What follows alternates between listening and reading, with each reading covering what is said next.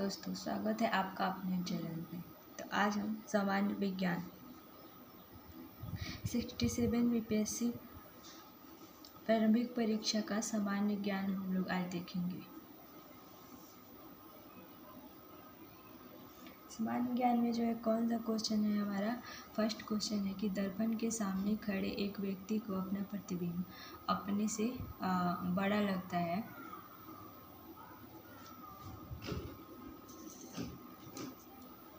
इसका तात्पर्य है कि दर्पण का प्रकार क्या है, अवतल है। ठीक है, दर्पण जो है वह युक्ति है जो अपने ऊपर आपतित संपूर्ण प्रकाश विकिरण को नियमित रूप से परिवर्तित कर देती है। और अवतल दर्पण का परावर्तित पृष्ठ दबा हुआ होता है, जिसके कारण दर्पण के सामने खड़े व्यक्ति को अपना प्रतिबिंब बड़ा दिखता है। इसे अभिसारी दर्पण भी कहा जाता है। अवतल दर्पण के उपयोग श्रृंगार करने दाढ़ी या हजामत बनाने में अवतल दर्पण का उपयोग किया जाता है, क्योंकि यदि किसी वस्तु को अवतल दर्पण के सामने उसके ध्रुव और मुख्य फोकस के मध्य रखा जाए तो उसका जो है ध्यान उसका सीधा तथा आवर्धित प्रतिबिंब बनता है। इसी कारण से अवतल दर्पण का उपयोग दाढ़ी या हजामत बनाने के लिए किया जाता है। डॉक्टरों द्वारा नाक, कान और गला इत्यादि की जांच करने में भी अवतल दर्पण का उपयोग किया जाता है। उत्तल दर्पण जो है इस प्रकार के दर्पण का परिवर्तित पृष्ठ उभरा हुआ होता है। इसे अपसारी दर्पण भी कहा जाता है। एक पंखा, क्वेश्चन है हमारा कि एक पंखा गर्मी के मौसम में जो है आराम की अनुभूति पैदा करता है क्योंकि हमारा पसीना जो है तेजी से वाष्पित हो जाता है, इसलिए। ठीक है, इसलिए इसका आंसर होगा हमारा डी। अब इसका एक्सप्लेनेशन देखेंगे कि गर्मी के दिनों में जो पंखे की हवा को पसीना जो है तेजी से वाष्पित होता है। इस प्रक्रिया में जो है पसीना हमारे शरीर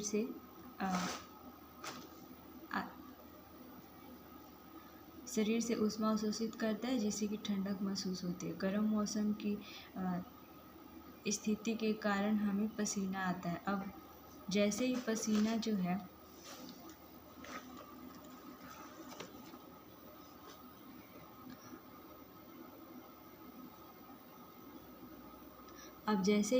बाहर आता है, यह त्वचा पर फैल जाता है। यह पसीना हवा देने वाले पंखे की क्रिया के तहत वाष्पित हो जाता है, जिसके परिणाम स्वरूप प्रभावी संवहन होता है, जिससे कि त्वचा से गर्मी दूर हो जाती है।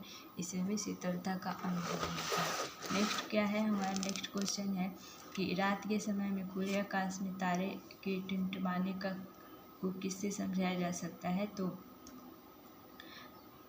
ये होगा हमारा प्रकाश का अपवर्तन। जब कोई प्रकाश किरण एक समांगी माध्यम से चलकर किसी दूसरे समांगी माध्यम में प्रवेश करती है तो वह अपने मार्ग से विचलित हो जाती है, अर्थात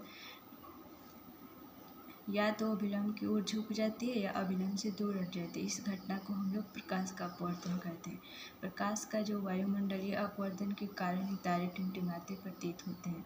पर पृथ्वी के वायुमंडल में प्रवेश करने के पश्चात पृथ्वी के पृष्ठ पर पहुंचने तक तारे का प्रकाश स्तर निरंतर अपरिवर्तित होता जाता है। वायुमंडल की विभिन्न परतों का घनत्व जो है अलग अलग होता है, अतः तारों से आने वाले प्रकाश जब हमारे वायुमंडल में प्रवेश करता है तो अलग अलग घनत्व होने के कारण प्रकाश किरणें लगातार अपना मार्ग बदलती रहती है, जिससे पृथ्वी पर खड़े प्रेक्षक की आंखों में प्रवेश करने वाली प्रकाश किरणों की संख्या लगातार जो है बदलती रहती है। अब अधिक किरणें प्रवेश करती है तो तारे अधिक चमकदार तथा जब कम किरणें प्रवेश करती है तो कम चमकदार दिखाई देते हैं, अतः तारे टिमटिमाते हुए दिखाई देते हैं। हाइड्रोजन बम जो है किसके सिद्धांत पर आधारित है। हाइड्रोजन बम जो है एक नाभिकीय संलयन के सिद्धांत पर काम करता है। और यह जो है यह क्वेश्चन क्या पूछ रहा है, तो हाइड्रोजन बम किसके सिद्धांत पर आधारित है, तो अनियंत्रित संलयन प्रतिक्रिया के सिद्धांत पर आधारित है।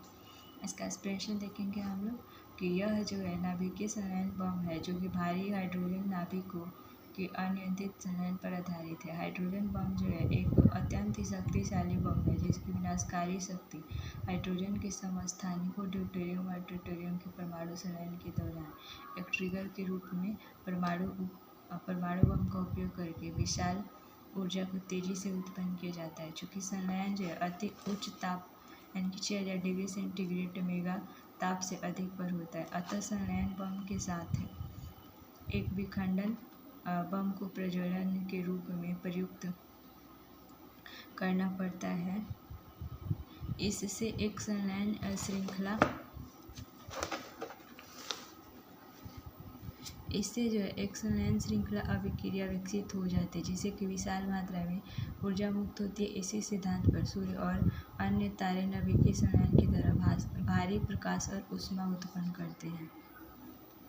नेक्स्ट है हमारा प्रेशर कुकर में खाना जल्दी पक जाता है। क्यों?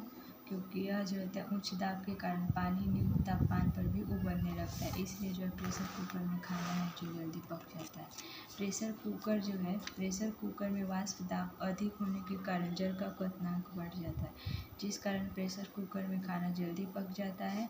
पानी सामान्यतः 100 डिग्री सेंटीग्रेड पर उबलने लगता है, लेकिन प्रेशर कुकर में जो है जल वाष्प का दाब बढ़ने के कारण उसका क्वथनांक बढ़ करके 100 डिग्री सेंटीग्रेड से 120 डिग्री सेंटीग्रेड तक चला जाता है। यही कारण है कि खुले बर्तन की तुलना में प्रेशर कुकर में खाना जल्दी पक जाता है। जैसे कि पहाड़ों पर वायुमंडलीय दाब कम होने के कारण जल का क्वथनांक घट जाता है, जिस कारण खाना जो है देर से पकता है।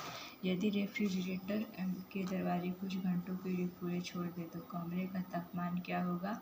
बढ़ जाएगा। क्यों बढ़ जाएगा? तो फ्रिज के कंप्रेसर में जो होता है ज़्यादा फ्रीऑन 21 गैस भरी हुई होती है। कंप्रेशन के द्वारा जब गैसों को कंप्रेस किया जाता है तो गैस जो है गर्म हो जाती है, और गैस के गर्म होने के लिए पर्याप्त ऊष्मा वह आसपास के वातावरण से ग्रहण करती है। फ्रिज के जो है मुख्य बॉडी में गैसों का प्रवाह जो होता है नलियों के द्वारा इस तरह किया जाता है कि गैस के कंप्रेशन होने के लिए पर्याप्त ऊष्मा फ्रिज के अंदर मौजूद हवा से ग्रहण करती है। इस प्रकार जो होता है फ्रिज के अंदर मौजूद गर्मी को कंप्रेशन के द्वारा जो होता है ग्रहण कर गैस को गर्म कर दिया जाता है और बाहर के वायुमंडल में छोड़ दिया जाता है, जिससे कि फ्रिज अंदर से ठंडा हो जाता है। अब जो होता है प्रश्न अनुसार अगर फ्रिज के दरवाजे को खुला छोड़ दिया जाए तो कंप्रेसर कमरे की गर्म हवा से ही ऊष्मा को ग्रहण करेगी और वाष्प जो कमरे में ही उस गर्म हवा को छोड़ देगा। ऐसे में कमरा ठंडा नहीं हो पाएगा। उल्टे कंप्रेशन के चलने से निकलने वाली जो गर्मी से कमरे का तापमान और ज़्यादा बढ़ जाएगा। नेक्स्ट है हमारा बर्फ़ का जो एक टुकड़ा पानी से लबालब भरे बीकर में तैर रहा है। जब पूरी बर्फ़ पिघल जाए तब क्या होगा? तो क्या होगा? इसका आंसर हो जाएगा हमारा डीजल स्तर नहीं बदलेगा। क्यों नहीं बदलेगा? इसका हम लोग आंसर देखेंगे। ठीक है, तो यह जो है जब एक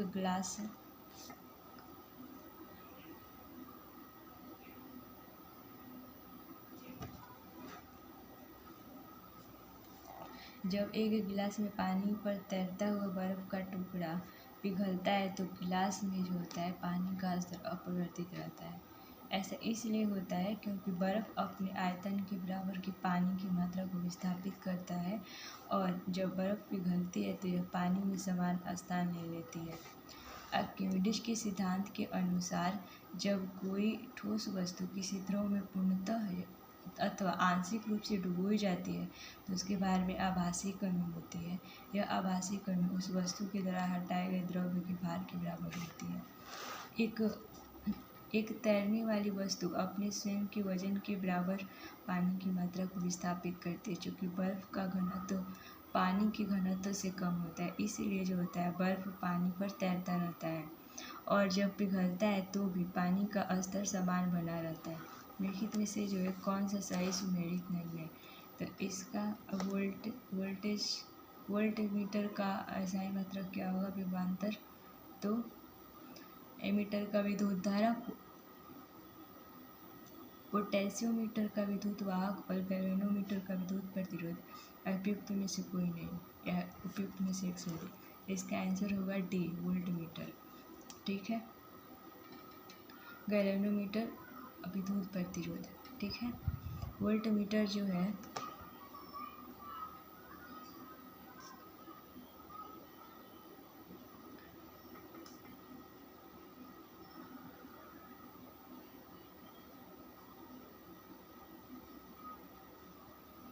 वोल्टमीटर जो एक मापन यंत्र है जो किसी परिपथ में किन्हीं दो बिंदुओं के बीच विभवांतर को मापने के लिए प्रयोग किया जाता है। ठीक है। 1819 में हैंस अरिस्टड ने वोल्टमीटर का आविष्कार किया था। एमीटर जो है किसी परिपथ की किसी शाखा में बहने वाली विद्युत धारा को मापने वाला यंत्र है। बहुत ही कम मात्रा वाली धाराओं को देता है मापने के लिए।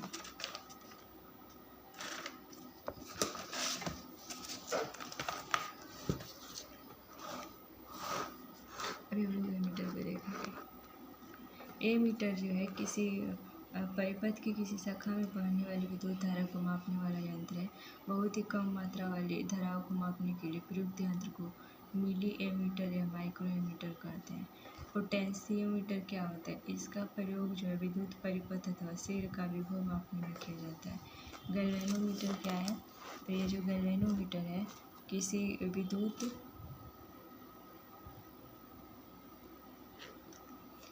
है किसी विद्युत परिपथ में विद्युत धारा की उपस्थिति या अनुपस्थिति का पता लगाने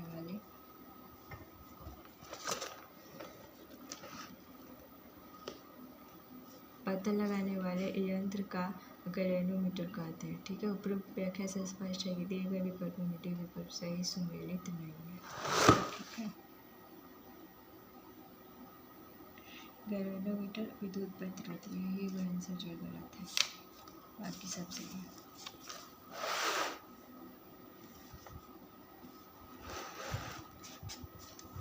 अब हमारा क्वेश्चन है 5वां क्वेश्चन। यदि एक पंखा, एक रबड़ की गेंद और एक लकड़ी की गेंद निर्वात में एक समान ऊंचाई से स्वतंत्रतापूर्वक एक साथ गिर रहे हैं तो क्या होगा? तो इसमें क्या होगा? इसका आंसर होगा डी, तीनों एक साथ जमीन पर पहुंचेंगे। यानी कि निर्वात में अर्थात स्वतंत्रतापूर्वक गिरती हुई वस्तु का गुरुत्वीय त्वरण उसके द्रव्यमान पर निर्भर नहीं करता। अतः पंख, रबड़ की गेंद और लकड़ी की गेंद नीचे एक साथ गिरते हैं, लेकिन वायु की उपस्थिति में किसी वस्तु का गिरना यानी कि गुरुत्वीय त्वरण उस वस्तु के द्रव्यमान पर निर्भर करता है। अर्थात जिस वस्तु का द्रव्यमान जितना अधिक होगा वह उतनी ही पहले गिरेगी और जिसका द्रव्यमान कम होगा वह उतनी देर से गिरेगी। जब दिन में पानी का साबुन की फिल्म दिखाई देती है तो यह सुंदर रंग दिखाती है। इस घटना का कारण क्या है? तो इस घटना का कारण जो है प्रकाश का व्यतिकरण है। कैसे? तो देखते हैं। जब जो होता है, जब समान आवृत्ति और लगभग समान आयाम की दो प्रकाश तरंगें किसी माध्यम में जो है एक साथ एक ही दिशा में गमन करती है तो अध्यारोपण के सिद्धांत के अनुसार परिणामी तरंग का निर्माण करती है। परिणामी तरंग का आयाम जो है मूल तरंगों के आयाम से भिन्न होता है। चूँकि प्रकाश की तीव्रता आयाम के वर्ग के अनुपातिक होती है, इसलिए प्रकाश की तीव्रता परिवर्तित हो जाता है।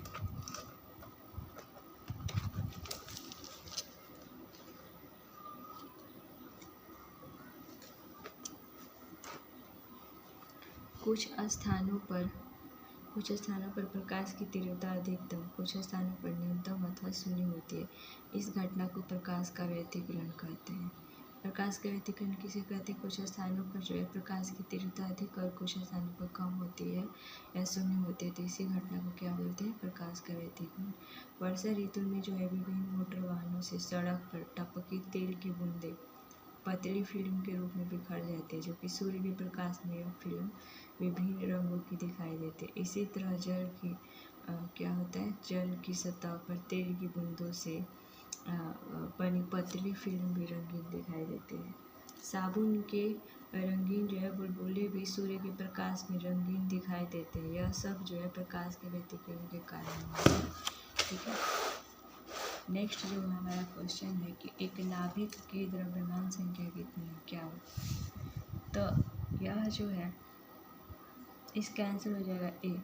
एक नाभिक की द्रव्यमान संख्या न्यूट्रॉन और प्रोटॉनों की संख्या का योग होती है। ठीक है। द्रव्यमान संख्या किसी परमाणु के नाभिक में स्थित प्रोटॉनों और न्यूट्रॉनों की संख्या के योग के बराबर होती है। निर्द्रव्यमान संख्या क्या होती है? किसी प्रोटॉन परमाणु के नाभिक में स्थित प्रोटॉन और जो न्यूट्रॉन की संख्या के योग की क्या होती है? बराबर होती है। इसी को द्रव्यमान संख्या कहते हैं। द्रव्यमान संख्या को ए से निरूपित किया जाता है, जबकि परमाणु संख्या को परमाणु क्रमांक को कितना से जेड से प्रदर्शित किया जाता है। द्रव्यमान संख्या से ही परमाणु का द्रव्यमान निर्धारित होता है, क्योंकि न्यूट्रॉनों की संख्या जो है नगण्य होती है। अब जो है हमारा निम्नलिखित में से कौन सा सीमेंट का जो मुख्य घटक है? तो इसका हो जाएगा चूना पत्थर। सीमेंट का जो होता है मुख्य घटक चूना पत्थर है। यह जो अवसादी प्रकार की चट्टान है, जो कि प्राकृतिक रूप से पृथ्वी में पाई जाती है। चूना पत्थर की चट्टान में मुख्य रूप से कैल्शियम कार्बोनेट यानी कि CaCO3 होता है। इसे अन्य नाम से भी जाना जाता है, ठीक है, जैसे कि चौक, कोकिवना, ट्रेओट्रिन, एमटीयूफा, लिथोग्राफिक चूना पत्थर और लिथिक चूना पत्थर इत्यादि। इसमें क्या होगा सामग्री? इसका चूना जो है CO बोलते हैं चूना को, ठीक है। यह जो है सीमेंट में 63 से 65% होता है। सिलिका जो होता है इसका रासायनिक सूत्र जो होता है SiO2 होता है। प्रतिशत इसका 20 से 25% होता है। और कैल्शियम का जो होता है कैल्शियम यानी कि CaSO4 3 से 5% होता है। आयरन ऑक्साइड Fe2O3 जो होते हैं इनसे 4%। मैग्नीशियम 1 से 3%। सल्फर जो होता है 1 से 3% होता है। एक तत्व के समस्थानिक अलग अलग होते हैं। तो द्रव्यमान संख्या में क्या होते हैं? एक तत्व के जो समस्थानिक होते हैं वो अलग अलग होते हैं। समस्थानिकों को एक ही तत्व के परमाणुओं के रूप में परिभाषित किया जाता है, जिनकी परमाणु संख्या जो है समान होती है, लेकिन द्रव्यमान संख्या भिन्न होती है।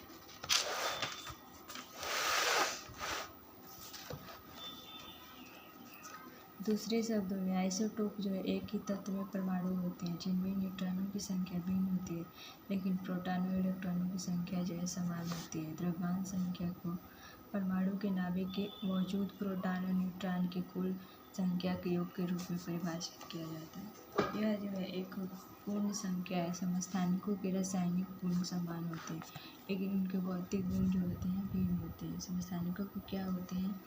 समस्थानिकों के रासायनिक गुण समान होते हैं, जबकि उनके भौतिक गुण क्या होते हैं? भिन्न भिन्न होते हैं। अब हम क्वेश्चन नंबर 77 देखेंगे। वह ताप बिंदु जिस पर ठोस, द्रव और गैसीय अवस्थाएं एक साथ रह सकती है क्या कहलाता है? वह जो है त्रिक बिंदु कहलाएगा। ठोस, द्रव और गैसीय तीन को, इसलिए इसको त्रिक बिंदु बोलेंगे, ठीक है।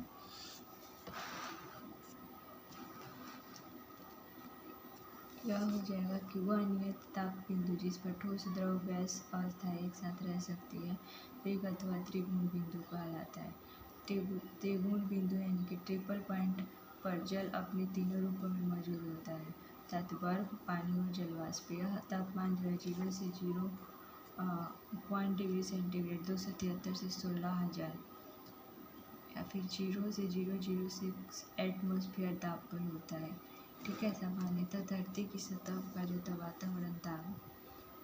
वातावरणीय दाब जो है 1 एटमॉस्फेरिक होता है। इस वजह से यह बिंदु आमतौर पर देखने को नहीं मिलता। 0.01 डिग्री सेंटीग्रेड तापमान कम होने की वजह से जल, बर्फ या पानी के रूप में धरती के 1 एटमॉस्फेयर दबाव पर मौजूद होता है। दाब के कम हो जाने पर जल आसानी से जलवाष्प में बदलने की स्थिति में पहुंच जाता है।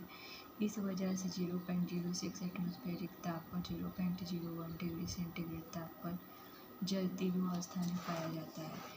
एल्यूमीनियम का सबसे महत्वपूर्ण अयस्क कौन सा है? तो एल्यूमीनियम का सबसे महत्वपूर्ण अयस्क जो है बॉक्साइट ही होगा, ठीक है। क्यों? तो